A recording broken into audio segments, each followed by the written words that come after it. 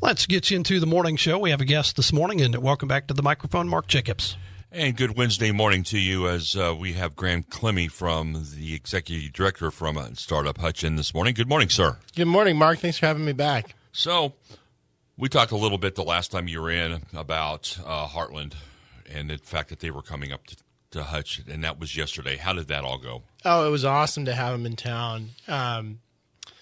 For them to come and see Hutchinson, we gave them a thorough tour, was excellent. They can advocate on our behalf now because they know they've experienced Hutch, so it was really good. I appreciate you asking.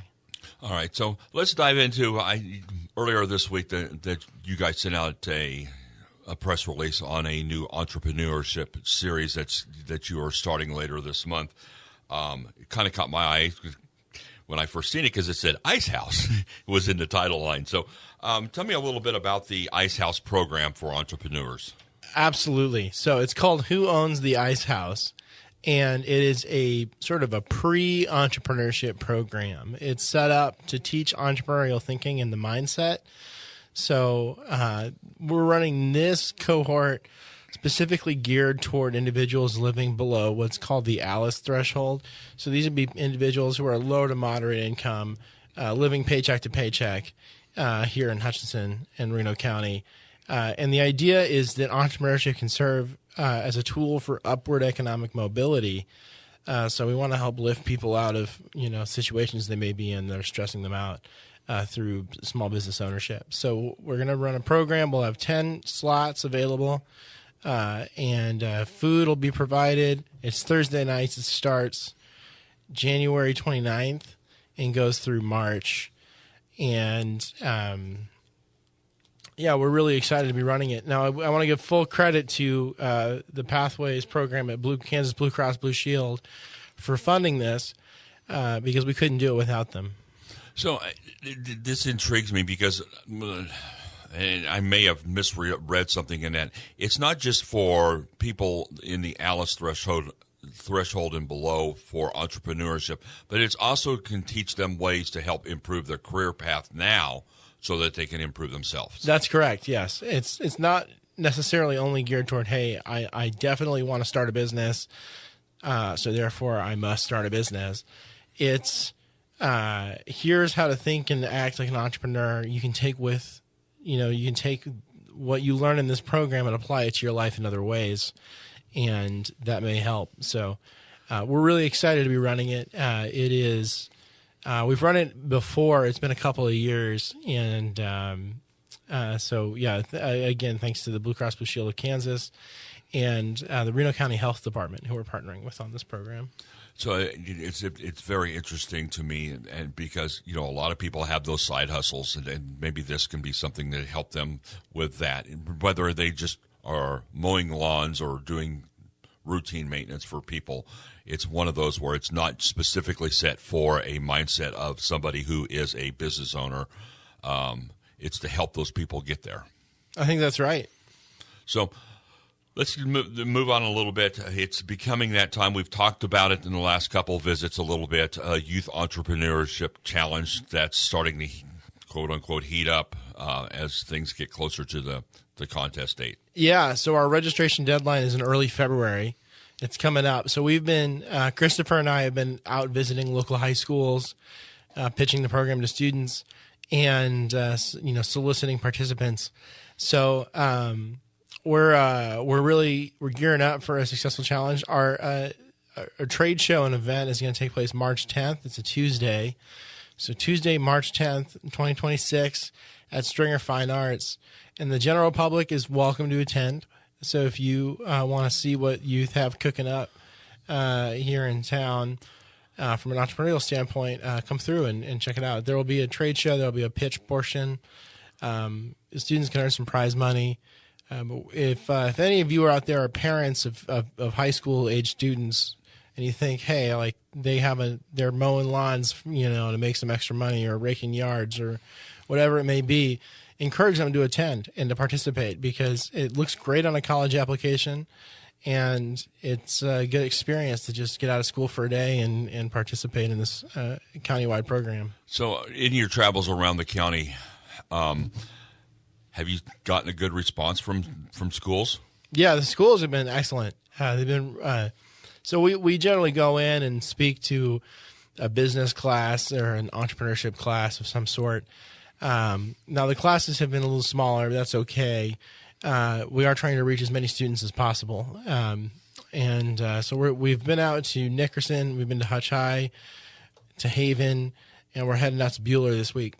So tell me a little bit about the pitch that you're making, because I want to make sure that this is not just for a student who wants to pitch a business plan. This is for any student who wants to move forward.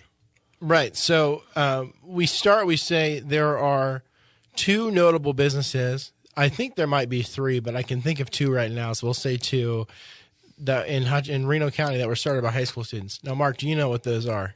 I know what one of them is. That's the Hutch Tribune. That's correct. But I don't know the other. Idea Tech is the other one. I should have known that. I'm a Bueller grad. So we start with that, and then we say, this is the best time in your life to start thinking about what you're going to do with your career. Now, you don't have to. It's a good time to take risks, because any risk you take will pay off on a college application. So you have the time, you have the energy. It doesn't take very much money to start a business, especially when you're young. You can be creative. And so we encourage them to think about this as an experiment and to see what happens, and hope they catch the entrepreneurial bug. All righty, sir. We are talking with Grant Klemme. He is the executive director of StartUp Hutch. We'll be back with more from him right after this.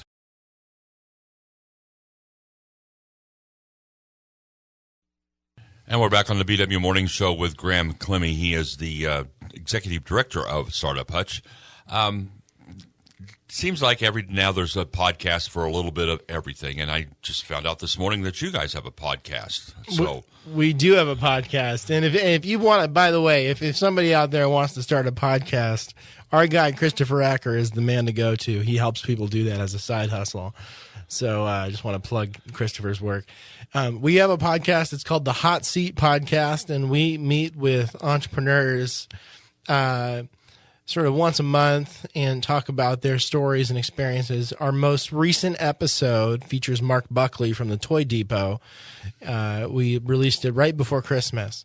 And it's Mark spent many years working for the Kansas Small Business Development Center. So he's worked with hundreds of entrepreneurs throughout his career and started the Toy Depot, a business that does quite a business. They do quite a bit of business online.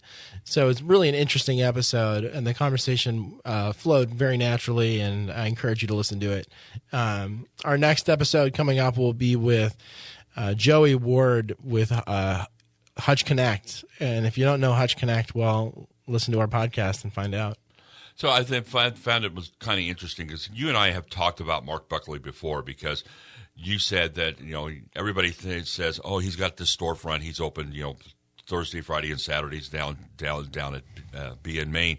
But the thing that fascinated me was I learned that he's doing almost as much business online as he does through the front door. That's right. Yeah, they've figured out a way to make it work, and with his industry, it makes sense, right? These are collectible toys. There's a market. The market is everywhere. There's only so many stores in the country that supply the goods that he has. So, but he's got a guy who does the listings, and that's been part of his strategy is farming out the labor so that he doesn't have to do it all himself, make it more manageable. So, one last thing to talk about this month. Entrepreneur Connections. That's your monthly get together. That's right. So Tuesday, January 27th, 5:30 p.m. Join us at Sandhills Brewing to hear from Brad Pryor. Brad is known for his ownership of several local Papa John's franchises, but he's also been a huge advocate for the community. He's done a ton of work in the real estate development space. So it should be a really interesting time with Brad, and he has really figured out how to make the franchise game work. I mean, he's had up to 10 stores at a time. So if you can think about owning 10 stores and managing them, it takes a lot of energy. Well, and it takes a lot of energy, and it really takes a lot of effort, because a lot of small business startups, or let me rephrase this, small business startups that use the franchise route, the failure rate for those, it seems like, is greater than just somebody like, throw a name out there, Mark Buckley, who has his own standalone store.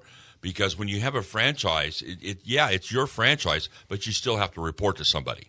Right. I don't know any of the data in terms of the failure rate, but the variables are, there's a lot of challenges associated with it. I mean, to some degree, yes, you get to piggyback on a brand that has some weight, so you have to reestablish yourself in a local market. But yeah, you do have to report to somebody, and so I'm interested to hear what Brad has to say about his experience, because I'll be honest with you, I don't know very much about running a franchise. All righty, sir. Well, I appreciate your time this morning. We have been talking with Grant Klemme. He is the executive director of StartUp Hutch. You can reach out to him on their website at startuphutch.com. Thank you for your time this morning. Thanks, Mark. Appreciate it. And we'll be back with BW News, top of the hour. This is KWBW, Hutchinson, Kansas.